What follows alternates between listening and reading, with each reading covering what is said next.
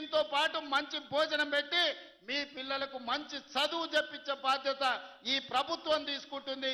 మా సర్పంచులకు సూచన చేస్తున్నా, ప్రైవేటు పాఠశాలల్లో వేల రూపాయల ఫీజులు అడుగుతున్నారు.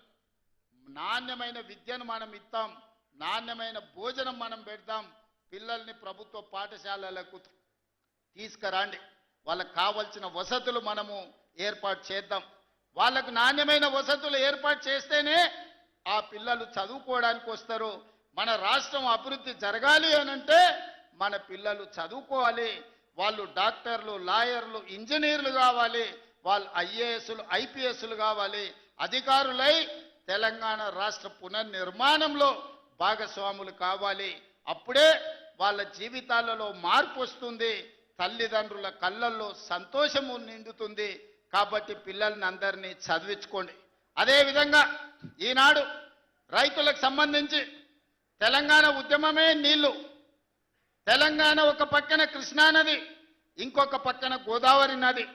ఈ రెండు నదుల మధ్యన ఉన్నదే తెలంగాణ. ఉమ్మడి రాష్ట్రంలో అన్యాయం జరిగింది, ప్రాజెక్టులకు ఆలస్యానికి కారణమైంది. అందుకే 4 కోట్ల తెలంగాణ ప్రజలు తెలంగాణ కోసం నడుం బిగించి వందలాది మంది పిల్లల ఆత్మ బలిదానాలు చేసుకొని తెలంగాణ రాష్ట్రాన్ని సాధించుకున్నారు. ఇకనైనా మన సమస్య పరిష్కారం అవుతుంది అనుకున్నారు. ఈ సమస్య శాశ్వత పరిష్కారం అయితే ఈ తెలంగాణ భూములు బీళ్ల నుంచి పాడి పంటలతో సస్య సామలమవుతాయని ఈ ప్రాంతం అనుకున్నది. 10 సంవత్సరాలు 2 సార్లు కేసీఆర్ గారికి అవకాశం ఇచ్చారు. 10 ఏళ్లలో ఏ ప్రాజెక్టు పూర్తి చేయలే, ఏ ఎకరాకు నీళ్లు ఇవ్వలే.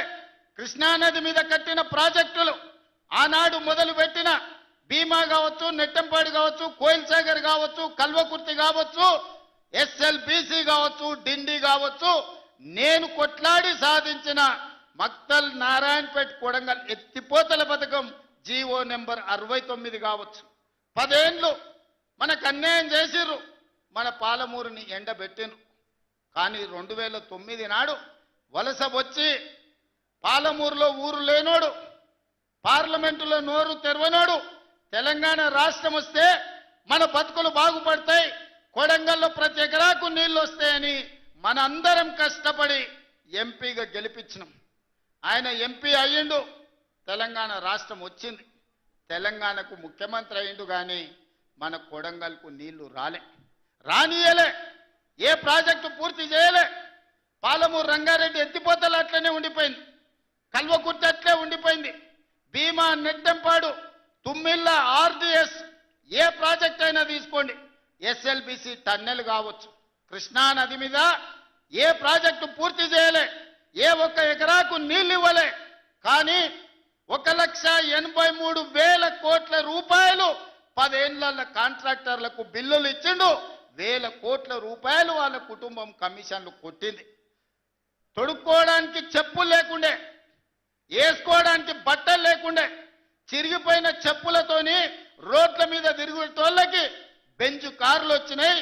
ఒక ఆయనకు ఎర్రవల్లిలో 1000 ఎకరాల ఫామ్ హౌస్ వస్తే ఇంకొక ఆయనకు జన్వాడలో 100 ఎకరాల ఫామ్ హౌస్ వచ్చింది. అల్లుడికి మొయినాబాద్లో ఫామ్ హౌస్ వచ్చింది. వాళ్ళ బతుకులు బాగుపడ్డాయి, వాళ్ళకి టీవీలు వచ్చినాయి, వాళ్ళకి పేపర్లు వచ్చినాయి, 1,000 కోట్ల రూపాయల వ్యాపారాలు వచ్చినాయి, వాళ్ళకి ఫామ్ హౌజులు వచ్చినాయి. కానీ మనకు మాత్రం నీళ్లు రాలే. ఆనాడు కృష్ణానదిలో వరదలు వచ్చి అలంపూరు మునిగిపోతే అలంపూరు ప్రజల కోసం బంజారా హిల్స్లో నా ఇల్లమ్మి పేదోళ్ళకి ఇల్లు కట్టిస్తాను చంద్రశేఖరరావు చెప్పిండు. ఆయన ఇల్లు అమ్మలేదు, కానీ 100 ఎకరాల ఫామ్ హౌజులు కట్టుకున్నాడు. ఆ నిర్లక్ష్యం నుంచి 10 ఏళ్ళు చూసినాం. ఇక పాలమూరు ప్రజలు నిర్ణయం చేసుకోరు, మా బతుకులు బాగుపడాలంటే మట్టికి పోయినా ఇంటోడే పోవాలని పెద్దలు చెప్పారు. ఇక వాణ్యవనో వీణ్యవనో ఎవనెవనో మోసేది లేదు. మా బిడ్డ ఈ మట్టిలో పుట్టి ఈ మట్టిలో కలిసిపోయి మా బిడ్డ ఈ తెలంగాణకు ముఖ్యమంత్రి ఉండాలి, మా బిడ్డ ఉంటేనే మా సమస్యలు పరిష్కారం అవుతాయని పాలమూరు మొత్తం ఏకమై తెలంగాణకి ఒక స్ఫూర్తిగా నిలబడి ఈ జిల్లా నుంచి మీరు ఆశీర్వదించారు. కాబట్టి ఈనాడు తెలంగాణ రాష్ట్రంలో మనం ప్రభుత్వాన్ని ఏర్పాటు చేసినాం. పడవ పెట్టిన ప్రాజెక్టులను ఒక్కొక్కటిగా పరిష్కరిస్తున్నాం.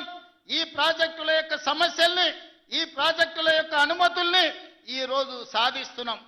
అన్నీ ఉన్నా అల్లు నోట్ల శని ఉన్నట్టు ఎన్ని అనుమతులు తెచ్చినా ఇవాళ 8 లక్షల కోట్ల రూపాయలు అప్పు చేసి నా నెత్తి మీద పెట్టిపోయాను. గ్రామాలల్లో పెద్ద కుటుంబాలు ఉంటాయి. దావతుల కోసం విలాసాల కోసం తండ్రి అప్పులు చేసి అనుకోకుండా చచ్చిపోతే ఇంటి పెద్ద కొడుకుకు మొత్తం భారమై పడుతుంది. సంసారం ఎక్కడుందో తెలియదు, ఏ భూమి ఎవరికి తనఖా పెట్టిండో తెలియదు.